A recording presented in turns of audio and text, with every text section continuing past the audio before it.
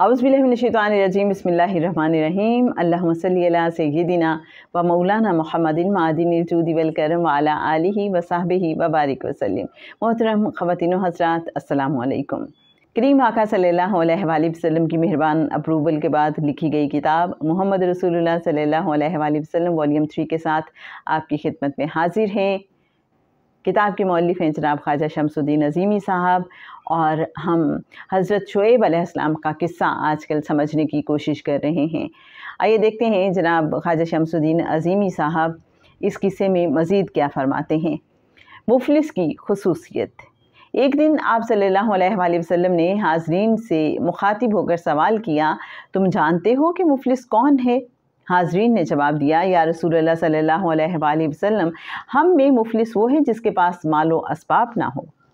रसूलुल्लाह सल्लल्लाहु अलैहि वसल्लम ने फरमाया, मेरी उम्मत में क़यामत के दिन मुफलिस वो होगा जो नमाज, रोज़ा और ज़कात सब कुछ लेकर आएगा, लेकिन उसने दुनिया में किसी को गाली दी होगी, दूसरे पर बदकारी की तोहमत लगाई होगी, किसी का माल लिया होगा, खून किया होगा, उसकी तमाम नेकियां उनके हुकूक की अदायगी से पहले ही ख़त्म हो जाएंगी, तो फिर लोगों की बुराइयां उस पर डाल दी जाएंगी जिनके साथ उसने जुल्म किया होगा, और जहन्नुम के सपुर्द कर दिया जाएगा। हकूकुल इबाद की अदायगी रिश्तेदारों से शुरू होती है, जिनमें वालिदैन सबसे पहले मुस्तहिक हैं। माँ बाप की खिदमत और उनकी इताअत अव्वलीन फरीज़ा है। अहलो अयाल के लिए हलाल रिज़्क़ का हुसूल और बच्चों की अच्छी तालीम और तरबियत भी हकूकुल इबाद में है। इसके बाद दूसरे रिश्तेदारों और पड़ोसियों का नंबर आता है। आखिर में तमाम इंसान हकूकुल इबाद के दायरे में आते हैं। हुकूकुल इबाद में माली हक भी है और अखलाकी हक भी है।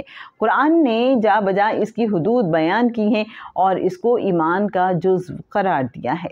खुद गरज और नफ्स परस्त सरमायादारों ने जिन मुसीबतों को इंसानों पर मुसल्लत किया है, वो ब्लैक मार्केटिंग, इजनास और दूसरी अशिया को महज नफ़े की खातिर रोक कर रखते हैं। उन पर बहुत बड़ी जिम्मेदारी आयद होती है। लोगों की जानो माल से खेलते हैं, पूरी नौ इंसानी को हलाक करने के दरपे हैं, अपनी हुक्मरानी कायम करने के लिए मोहलिक हथियार ईजाद करते हैं और फसाद फैलाने के लिए उन्हें फ़रोख्त करते हैं। वो बिलाशुबा अल्लाह के अज़ाब को दावत दे रहे हैं। आप सल्लल्लाहु अलैहि वसल्लम ने फरमाया, जो लोग ग़िज़ाई अजनास और दूसरी अशिया को ज़ख़ीरा कर लेते हैं ताकि बाज़ार में मसनूई तौर पर किल्लत हो जाए और कीमत बढ़ जाए, तो वो बड़े गुनाहगार हैं।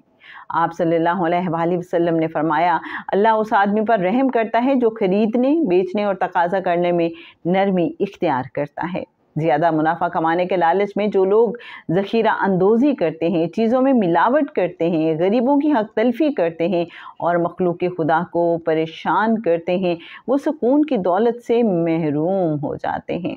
वो ज़ाहिरी तौर पर कितने ही खुश नज़र आएँ, लेकिन उनका दिल रोता रहता है। डर और खौफ साए की तरह उनके ताक़ुब में रहता है।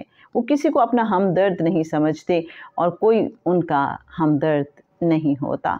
जब चीज़ें सस्ती होती हैं तो वो गम में घुलते रहते हैं, और जब चीज़ों के दाम बढ़ जाते हैं तो वो खुश होते हैं। नाप तोल में कमी। हज़रत शुएब अलैहिस्सलाम की कौम में बहुत बड़ी खसलत नाप तोल में कमी और नाकिस चीज़ों की फ़रोख्त थी। नाकिस चीज़ों में मिलावट एक बड़ी बुराई है। आज मुसलमान कौम में वो तमाम बुराइयां अज़हर मिनश्शम्स हैं जो हज़रत शुएब अलैहिस्सलाम की कौम में थी। झूठ, इफ्तराबाजी, अकरबा परवरी, एक दूसरे को नीचा दिखाना, मिलावट, घी में नाकिस तेल की मिलावट, चीनी में खांड की मिलावट, दूध में पानी और अरारोट की मिलावट, मिर्चों में सुर्ख मिट्टी की मिलावट, पिसे हुए धनिये में लकड़ी के बुरादे की मिलावट, ज़िंदगी बचाने वाली दवाओं में मिलावट। गरज के अब बाज़ार में हर चीज़ के 1 नंबर 2 नंबर फ़रोख्त हो रहे हैं। कम तोलना, डंडी मारना, नफ़े के लालच में कानूनी हुदूद को तोड़ना, सूद लेना, सूद देना, दूसरों को खुद से कमतर समझना, खुद को बरतर समझना, दूसरे के ऐब तलाश करना, हसद करना, गुस्सा करना, सिर्फ अपने हुकूक का तय्युन करना और दूसरों के हुकूक का ख्याल ना करना عام ہو گیا ہے۔ ایک ایک بات جس کے نتیجے میں قومیں تباہ کر دی گئی ہیں مسلمانوں میں سب نظر آتی ہیں۔ پوری قوم کی عزت و آبرو پامال ہو گئی ہے۔ اللہ تعالیٰ فرماتے ہیں کہ یہود و نصارہ تمہارے دوست نہیں ہو سکتے، لیکن ہر قدم پر مسلمان ان کے محتاج ہیں۔ اگر بینک سے 10 لاکھ قرض لیا جائے تو 30 سال میں 52 لاکھ روپے سود دینا پڑتا ہے۔ ابدال حق قلندر بابا اولیاء رحمۃ اللہ علیہ نے ایک بار بہت آزردہ ہو کر فرمایا، آج رات دربار نبوی صلی اللہ علیہ وآلہ وسلم میں بڑا عجیب واقعہ پیش آیا۔ فرشتوں نے اجتماعی طور پر عرض کیا کہ ہماری ڈیوٹی تبدیل کر دی جائے۔ ہم قوم کو نیکی انسپائر کرتے ہیں لیکن کوئی قبول نہیں کرتا سوائے ان لوگوں کے جن کے دل میں اللہ اور اس کے رسول کی محبت ہے، اور یہ بندے نہایت قلیل ہیں۔ زبانی دعوے تو سب کرتے ہیں، ہر شخص دوسرے کو نیکی کی نصیحت کرتا ہے مگر خود عمل نہیں کرتا۔ ہم جب خود کو باعث تخلیق کائنات حضرت محمد مصطفیٰ صلی اللہ علیہ وآلہ وسلم کی امت کہتے ہیں تو ہمیں سوچنا چاہیے کہ ہم حضور صلی اللہ علیہ وآلہ وسلم کی تعلیمات پر کتنا عمل کر رہے ہیں۔ حضور صلی اللہ علیہ وآلہ وسلم میں عفو و درگزر تھا، ہم میں سے کتنے مسلمان معاف کرتے ہیں۔ حضور صلی اللہ علیہ وآلہ وسلم امین تھے، مسلمانوں میں کتنے لوگ امین ہیں۔ اللہ اور اس کے رسول صلی اللہ علیہ وآلہ وسلم نے غصہ کرنے سے منع فرمایا ہے۔ مسلمانوں کی حالت یہ ہے کہ ہر گھر میں فساد برپا ہے، ہر شخص غصہ کرتا ہے۔ رسول اللہ صلی اللہ علیہ وآلہ وسلم نے خود غرضی سے منع فرمایا ہے۔ ہمارے معاشرے کی قدریں یہ ہیں کہ ہر شخص دوسرے سے توقع قائم کرنا اپنا حق سمجھتا ہے، لیکن دوسروں کا کوئی حق اس کے ذہن میں نہیں آتا۔ میں اگر کسی سے محبت کرتا ہوں تو اس کا مطلب یہ لیا جاتا ہے کہ جس سے محبت کرتا ہوں وہ میری ہر بات پوری کرے اور میری حکم عدولی نہ کرے۔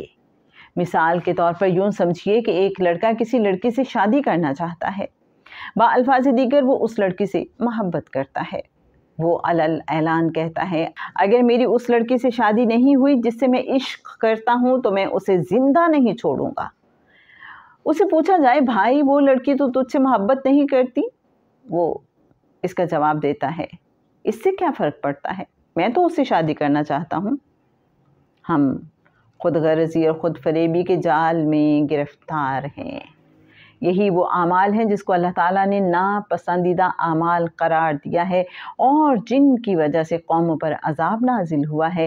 اقتدار کے خواہش مند، خود غرض اور مغرور افراد دراصل اللہ کے اقتدار کو جھٹلاتے ہیں۔ اللہ کے احکامات کی پیروی نہ کرنا اور پیغمبرانہ طرز فکر کی تکذیب کرنا اللہ کے قانون سے بغاوت ہے۔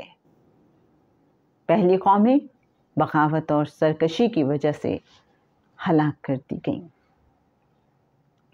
جناب حضرت شعیب علیہ السلام کا قصہ یہیں پہ آج ختم ہوا، لیکن ہم اس قصے میں جو حکمتیں، راز، قوانین، فارمولے ہیں، جو ہمارے لیے لیسنز ہیں، وہ سب انشاءاللہ آپ کے ساتھ شیئر کریں گے نیکسٹ ایپیسوڈ میں۔ اگر آپ ہمارا اتصال النبی صلی اللہ علیہ وآلہ وسلم لائیو سیشن جوائن کرنا چاہتے ہیں تو آپ کو بتاتے چلیں کہ ایوری تھرسڈے رات 9 بجے یہ سیشن ہوتا ہے زوم میٹنگ کے ذریعے۔ آپ ہمارا واٹس ایپ گروپ اس حوالے سے جوائن کر سکتے ہیں۔ واٹس ایپ گروپ کا لنک آپ کو اسی ویڈیو کے ڈسکرپشن میں مل جائے گا۔ اللہم صلی علی سیدنا و مولانا محمد معدن الجود والکرم وعلی آلہ وصحبہ وبارک وسلم۔